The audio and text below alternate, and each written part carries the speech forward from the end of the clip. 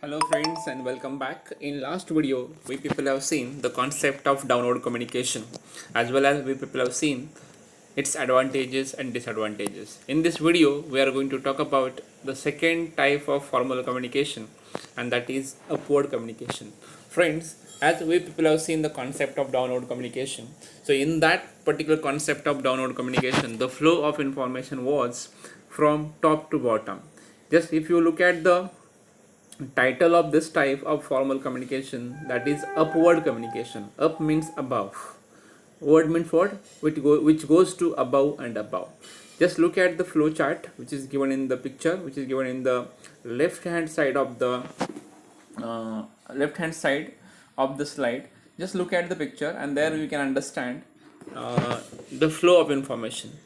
Don't look at the picture only, just look at the arrows that I have made for the purpose of understanding the flow of information. So friend, in case of upward communication, the flow of information is from bottom to top. It means what, if you understand the structure of any organization, this may be the structure. What may be the structure? Structure is like this. At the top level, managing director is there. At second level, general manager is there. Then third level, assistant general manager is there. Then divisional or departmental heads are there. Supervisors are there. And finally, employees or workers are there. In case of downward, flow is from the top of bottom, but now we are talking about upward communication. So in case of upward communication, the flow of information is from the workers or employees to the last authority or the of topmost authority of the organization. So friends, in this particular we are going to talk about the concept of upward communication and how it is implemented in business organization, and at the same time we are going to talk about advantages and disadvantages of upward communication. First of all, understand the flow of information. As I told you, the flow of information is from bottom level to the top level. It means what, from the lower level authority to the top level authority. If you look at the picture, if you look at the structure of organization which is given in this particular slide, that particular slide talks about the flow of information. For example, look, the workers will pass the message to the supervisor will pass the message to the departmental head, then departmental head will pass the message to the assistant general manager, and assistant general manager will pass this message to the general manager, and finally general manager will pass the message to the managing director. So this one is the flow. And if you look at the flow is from the bottom side to the topmost side or to the top side of the organization, and this kind of communication is called as upward communication. I hope you people have understood the concept of upward communication. So here, what you people have to remember, you people have to remember only one thing, and that is, in case of this kind of upward communication, the flow of information is from the bottom side to the top side. Now we are moving to the next aspect of this particular slide, and that is advantages. We are going to see the advantages of upward communication, as well as we are going to talk about the disadvantages of upward communication. First of all, we are going to talk about the advantages of upward communication, and the first advantage is feedback.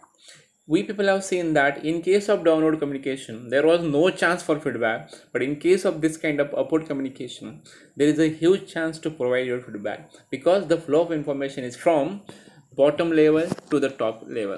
So if I want to say something as a worker, that I can say with my supervisor may give his feedback to the higher authority, and this way feedback is given to the concerned party.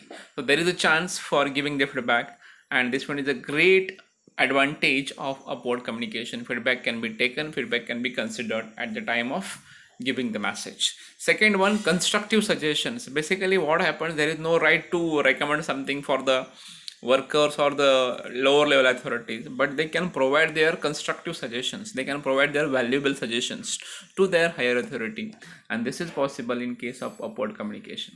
So every level they can provide their constructive suggestions, and this way they can contribute something in the form of their suggestions in the activities of business organization. And this one is the one of the greatest disadvantage of one of greatest advantages of upward communication.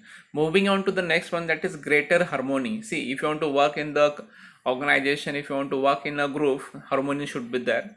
And if there is a chance to provide your suggestion, if there is a chance to provide your feedback to time, then harmony can be maintained.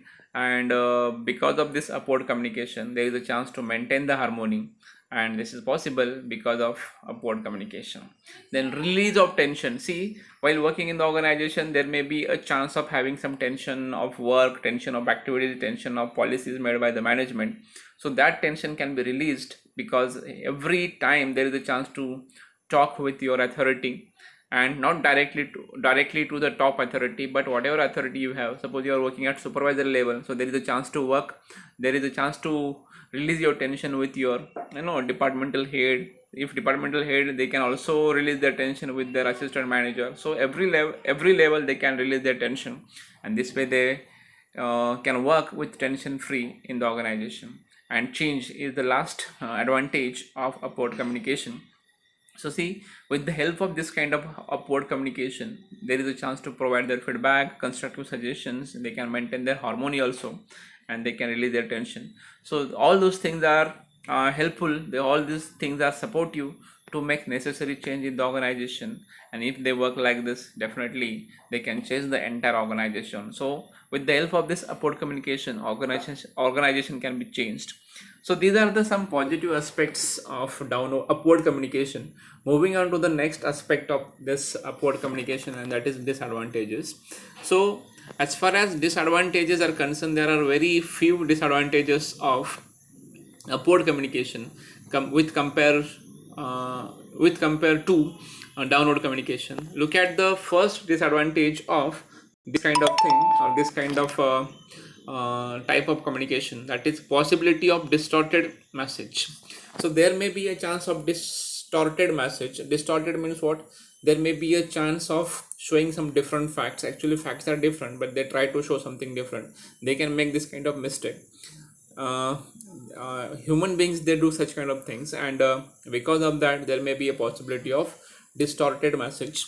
They can change necessary changes into the message according to their personal benefit or vested interest. So there may be possibility of this, because flow of information is from the bottom to the top level. So there is a possibility of having this.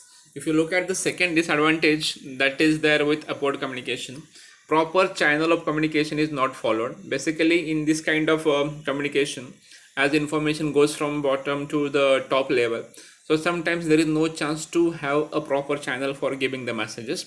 So every time it is not going to happen, but it happens, and this is one is one of the important drawback, or one of the important disadvantage of upward communication. And look at the last one. This one is the last disadvantage of upward communication, and that is lack of free expression.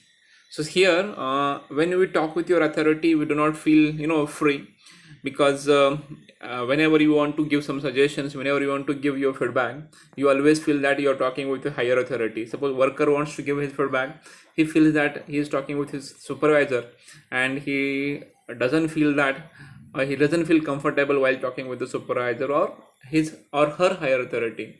So there is a lack of free expression. People don't express their feelings freely because of they talk with their higher authority. For example, general manager is talking with managing director.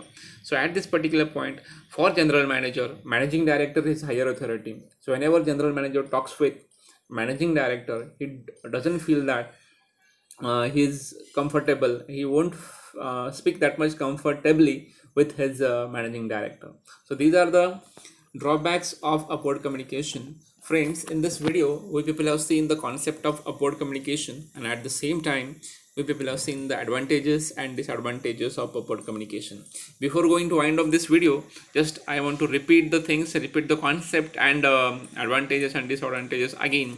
If you look at the concept of upward communication, basically, if you want to understand the concept of upward communication, you people have to remember only few things. In this kind of upward communication, as name shows, name reflects, upward means above, so which goes above. So here in this kind of communication, the flow of information, the flow of communication is from bottom level to the top level, and whatever authorities are there in between, it passes from one by one to the top level of the organization, and this is what this kind of communication is called as upward communication. After that, we people have been talked about advantages of upward communication, and finally we talked about disadvantages of upward communication. So as far as advantages are concerned, first of all, we have been talked about feedback. There is a chance to give their feedback. Then employees, they can give their constructive suggestions. Harmony can be maintained.